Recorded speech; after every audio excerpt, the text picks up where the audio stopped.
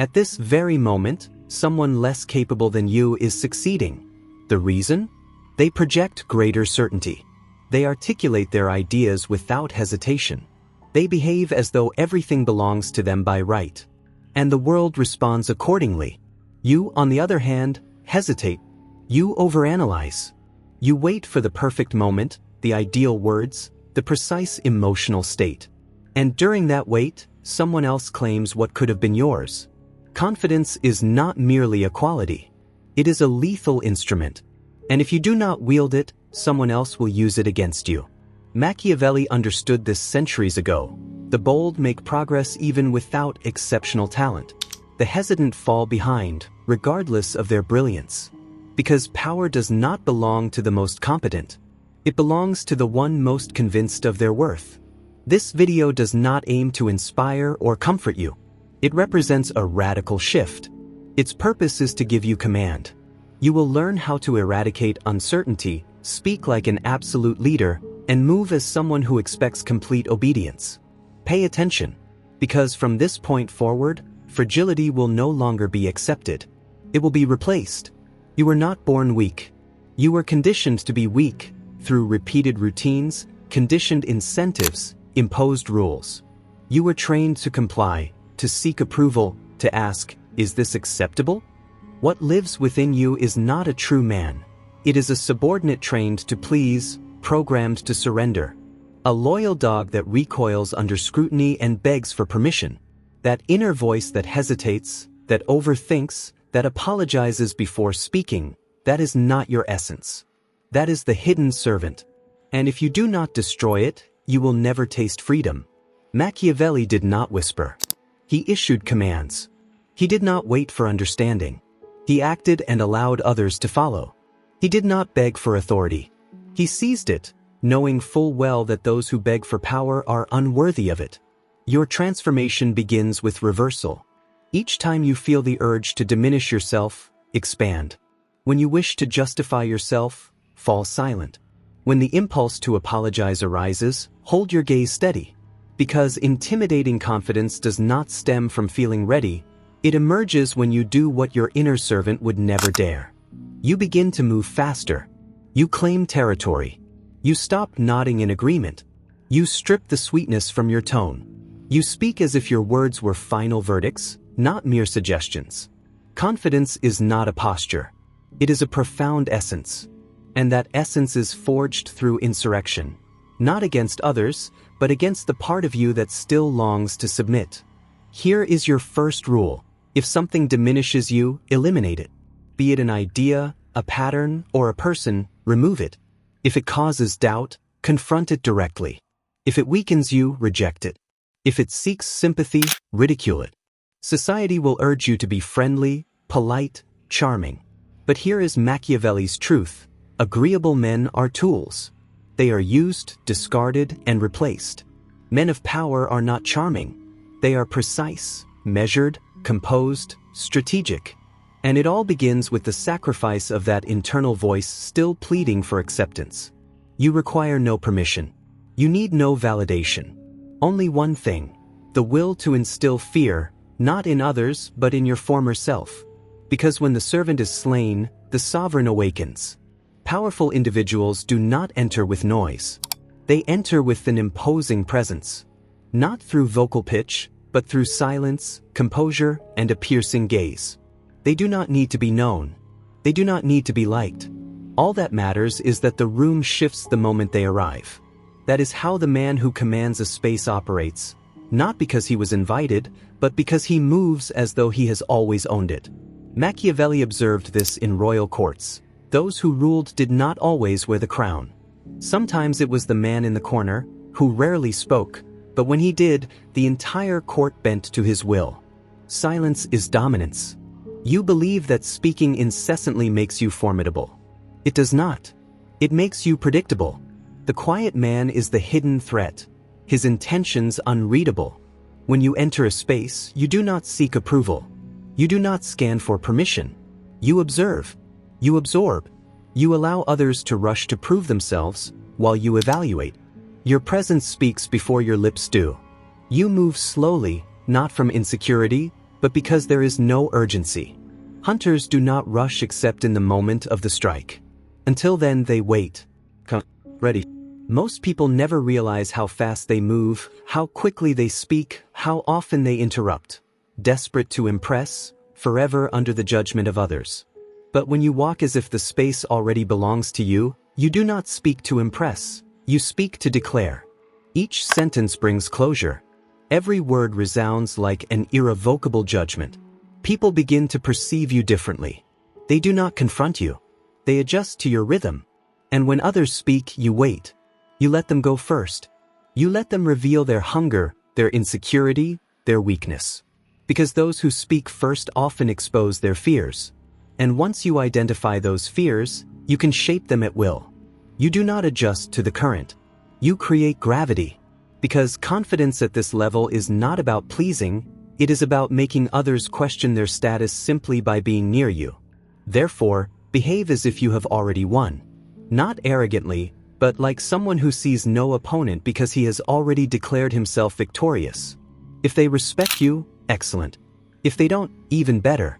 Because indifference to approval is the apex of power.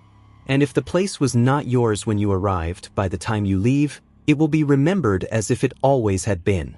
Not because you demanded it, because you made it unnecessary. Words are not mere sounds. They are weapons. And most people speak as if they are begging for permission to exist. You recognize them instantly, the rising tone at the end of every sentence, the nervous laughter, the constant, I think, maybe, not sure. They speak as if apologizing for taking up space. That is not communication. That is self-erasure. Machiavelli knew the secret. Power does not always reside in content. It lies in the manner in which it is conveyed. When you speak as if disagreement is unthinkable, people do not dissect your ideas. They surrender to the force of your conviction. That is the trick. People are not rational. They are emotional. They do not seek truth. They seek certainty. If you project confidence, they assume you're right. If you hesitate, they conclude you are unworthy of attention. So how does a voice in Machiavellian style sound? It is deliberate, composed, final. You speak as if your words are not open to challenge, as if every statement were a decree. You speak expecting submission. It does not matter if you are addressing experts. If your tone resembles a verdict, they will yield. This is the fundamental rule. Speak as the conclusion, not the opening argument. And here lies a truth few are willing to reveal. You do not need to speak excessively to command respect. On the contrary, the more you speak, the more you expose yourself to interpretation, to scrutiny, or worse, to being dismissed. Speak less, impact more. When you do speak, eliminate softness. No embellishments, no clarifications, no apologies. Never say, just a thought, I might be wrong, or this may not fit, but those are escape hatches for the fragile. Burn them. Deliver only what is essential, then stop. Let others wrestle with the silence that follows. Because the silence after a firm declaration is immensely powerful. It dares others to challenge you, most will not. But because they fear what else you might say. Now understand this, the tone of your voice is the true message. Words are superficial. But your tone, your calm, your solidity, these reveal your position in the hierarchy. Want to rise? Lower your volume. Slow your pace. Eliminate nervous vibration. Speak as someone who has nothing to prove and everything under control. Speak as someone who has already decided and is merely waiting for the world to align. Conversations are not conquered through volume. They are conquered through the delivery of words that do not feel like options, but like inevitabilities. This is how sovereigns communicate, commanders, exiled kings preparing to reclaim their thrones. If someone challenges you, never justify yourself. Redirect. Do not argue. Do not explain. Do not excuse. Simply state, I disagree. Or better, that's incorrect. Then continue. Because in refusing to debate, you send a chilling message. Your truth is not up for negotiation. That is how you dominate a room without raising your voice. Because confidence is not noise, it is weight. It is the invisible mass behind your expressions. It is the assumption that when you speak, others should listen. When you intervene, the environment shifts. Not because of loudness or arrogance, but because of unshakable certainty. You do not aim to be right. You speak as if fallibility is beneath you. You do not seek an audience. You speak as if their agreement is irrelevant, because eventually they will fall in line. That is authority. And from now on, you either speak with it or remain silent. Confidence without control is mere decoration. You may stand tall, speak eloquently, move with grace, but if a single phrase destabilizes you emotionally, you are not strong. You are exposed. That's where most people falter. They control the image, the words, but their emotions still belong to others. A whisper of contempt and they react. A compliment and they melt. Silence and they collapse. You are not free until you win the invisible war, the one that takes place in your own mind. And that begins by reprogramming your being.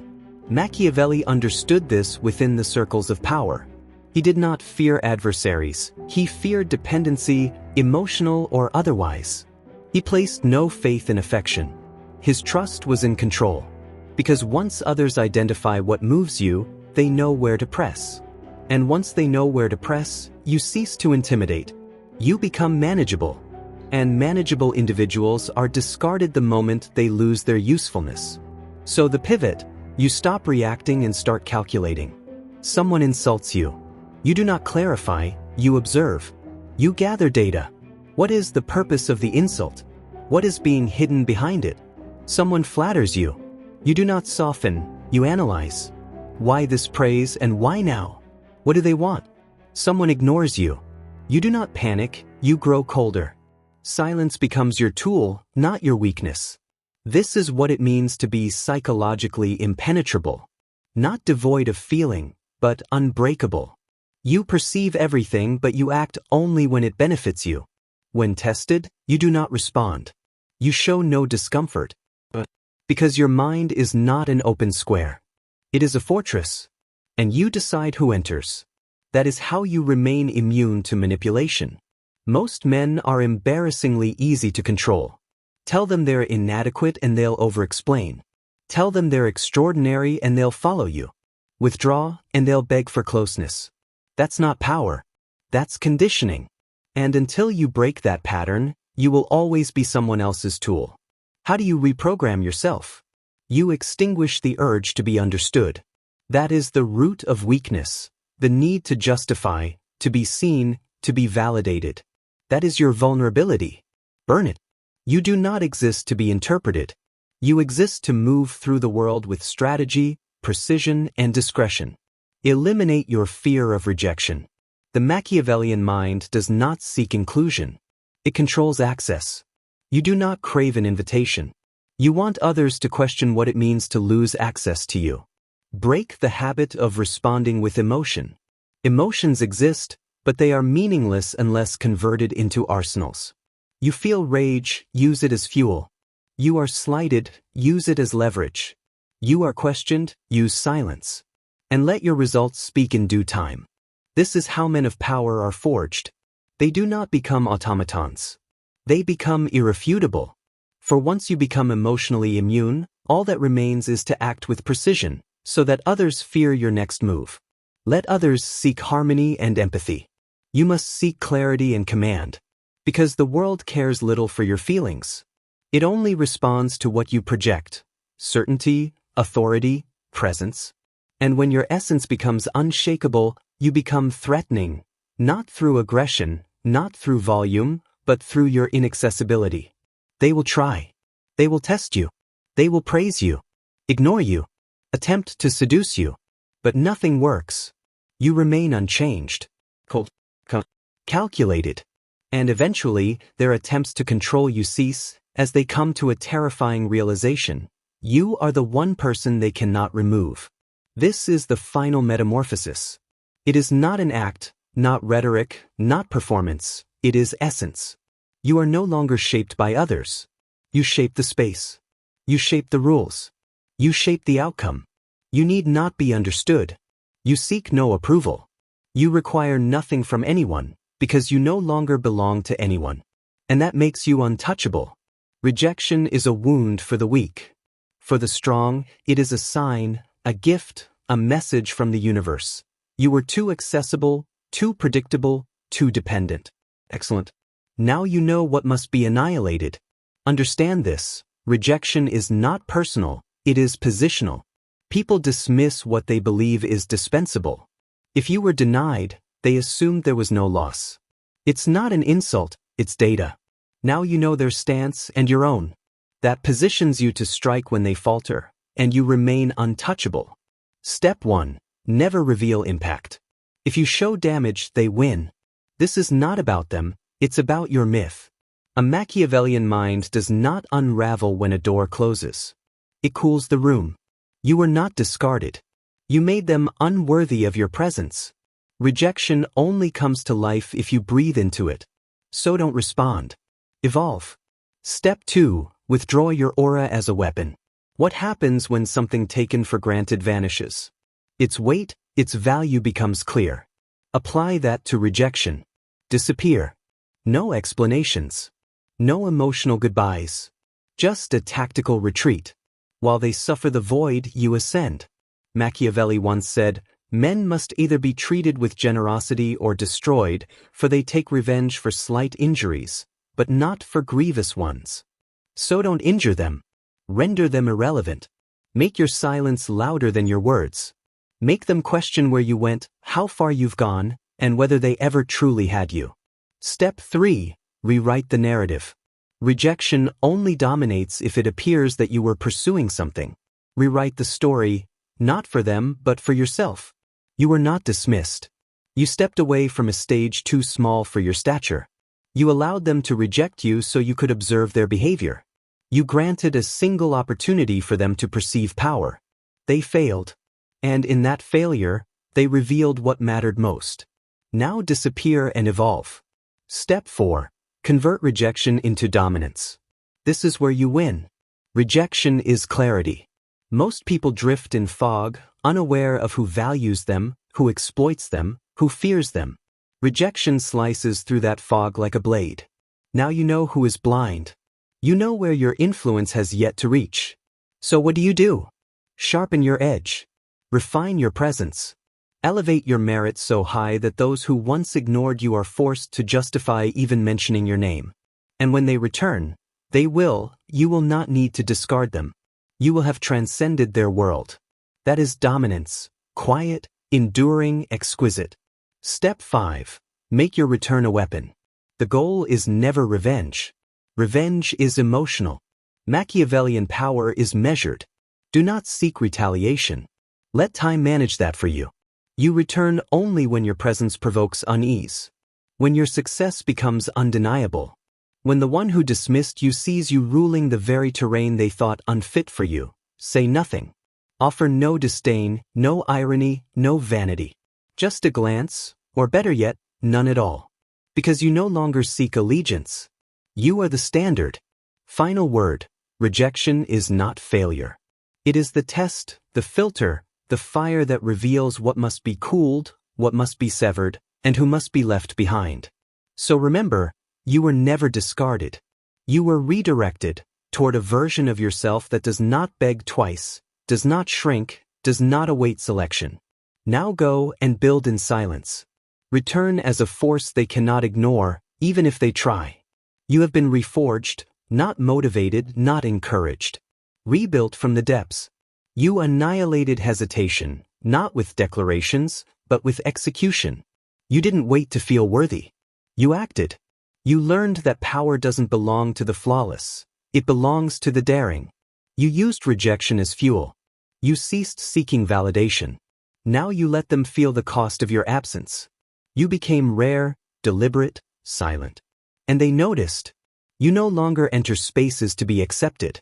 You claim them, with aura, with posture, with precision. You no longer speak to be heard. You speak as if disagreement were a luxury no one can afford. And above all, you reprogrammed your essence. You are no longer predictable, no longer controllable. You became unreachable, emotionally inviolable. They can't provoke you. They can't seduce you. They can't destabilize you, because you no longer belong to anyone. And that makes you eternal. That's what forges a legend. Not noise. Not visibility.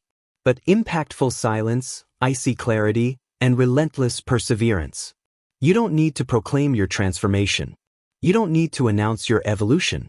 They'll perceive it in your stride, in your presence, in your absence. You are now the one they observe in silence. The one who once longed now is longed for. The one who once asked now decides. The one who no longer needs recognition, because now you are the reference. So no, this wasn't merely about confidence. This was about supremacy, mental, emotional, cognitive. You're not here to adapt. You're here to shift the terrain, to bend space, to haunt their memories even in silence. Because legends don't plead. They don't justify. They exist, and the universe bends around them. Final order, like this video if you're done yearning. Subscribe if you're ready to become the kind of individual they cannot control, cannot predict, and will never erase. Because this is not self-help. This is confrontation. And you have just become a lethal instrument.